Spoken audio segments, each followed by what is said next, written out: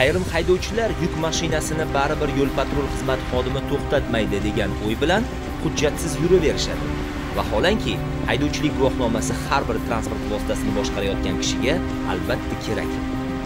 Yo'qsa, mana bunday yo'l transport hodisalari kuzatilishi ehtimoldan xoli emas. Toshkent shahridagi chorrahalardan birida ro'y bergan yo'l transport hodisasida 2 avtomobil ishtirok etdi va ularning har ikkisi ham texnik shikastlandi. Endi sizda savol tug'ilishi mumkin: haydovchilik guvohnomasining to'qnashuvga nima aloqasi bor? Usiz yursa, to'qnashuv kuzatilmaydi. Gap shundaki, haydovchilik huquqiga ega bo'lmay turib avtomobilni boshqarish oqibatida yo'l transport hodisalari kelib chiqmoqda. Svetoforning yashil chirog'i porlab turibdi. To'g'riga harakatlanayotgan transport vositasini Matiz o'tkazib yubormadi. Oqibatda mayda to'qnashuv yuz berdi. Bilasizmi, inspektorlar nega texnik pasport ortidagi muhrga e'tibor qaratishadi? Shuning uchunki, texnik ko'rik har doim avtomobilga zarur. To'g'ri borayotgan avtomobil yo'lning o'rtasidagi svetoforga borib urildi. Boshqaruvni yo'qotgan ulov o'sha zahotiyoq portlab, old qismida chaqin yuzaga keldi. Transport vositasining oldi yonayotgan edi. Haydovchi darhol transport vositasidan tushib, yo'lovchiga yordam ko'rsatdi. Ikkala shaxsning tan jarohati olgani ko'rinib turibdi. Zero bu qadar zarbning ta'sirida omon qolishning o'zi amrimahol. Haydovchi endi nima qiladi? Olovni tezroq o'chirish kerak. Ammo o't o'chirish moslamasi yo'q. Atrofda ham aksiga olib tayinli odam ko'rinmayapti. Uzoqda chap tomonda transport vositasi to'xtadi. Uning haydovchisi o'ziga zarar yetmasligi uchun avtomashinasini sekin ortga yurgiza boshladi. Shikastlangan 2 inson esa yo'l chetiga o'tib, sekin olovning yonishini kuzatmoqda. Zero ularning boshqa iloji ham yo'q. Atrofda ularga yordam beradigan inson ko'rinmayapti.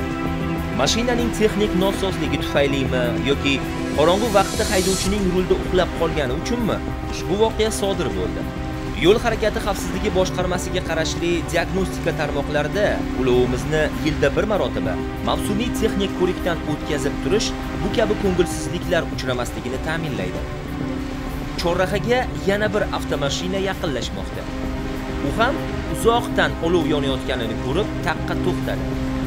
Balki haydovchining o't o'chirish moslamasi yo'qdir. Tag'in kim biladi deysiz?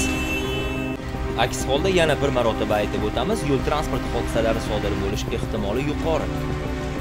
Har bir haydovchi transport vositasini boshqarar ekan, o'ziga tegishli bo'lgan hujjatlarni yonida olib yurishi kerak. Aks holda mash'um hodisalarning ro'y berish ehtimoli yuqorilab boraveradi. Chunki haydovchilik guvohnomasiga ega bo'lmagan shaxs transport vositasini yaxshi boshqara olmaydi.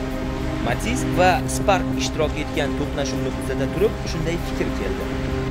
Siz haydovchilik huquqiga ega bo'lsangiz ham boshqa bir transport vositasini boshqarib kelgan shaxs avtomaktablarda o'qimagan bo'lsa, sizga va o'ziga zarar yetkazishi ehtimoldan xoli emas. Mash'um hodisani ko'rmoq boshqa haydovchilar tan jarohati olgan kishilarga yordam uchun oshiqishmoqda. Bu kabi insonlarning sa'y-harakati tahsinga loyiq. Katta tezlikda borayotgan transport vositasi o'z vaqtida tormoz ololmasligiga ko'p bor guvoh bo'lganmiz. Ayniqsa, chorrahalardan o'tib ketaman deb gaz tepkisiga zo'r berish ko'pincha o'zini oqlamaydi. Nexia va yuk mashinasi ishtirokidagi to'qnashuv Toshkent shahridagi chorrahalardan birida yuz bergan. E'tibor beryapsizmi? Transport vositasi to'g'riga harakatlanayotganda Nexia uni o'tkazib yubormadi. Vaholanki uning ortidagi turnaqator avtomashinalar mana endi harakatlanishdi. Demak, ularga yashil chiroq yondi. Me'yoridan ortiq tezlik yomon oqibatlarga olib kelishi mumkin. Ayniqsa bu chorrahalarda ko'zga tashlanadi. Svetoforning yashil chirog'idan o'tib ketaman deyu haydovchi qattiq adashadi. Inspektor hikoya qilayotgan yo'l transport hodisalari kunda-kunora uchrab turibdi. Mana ulardan biri.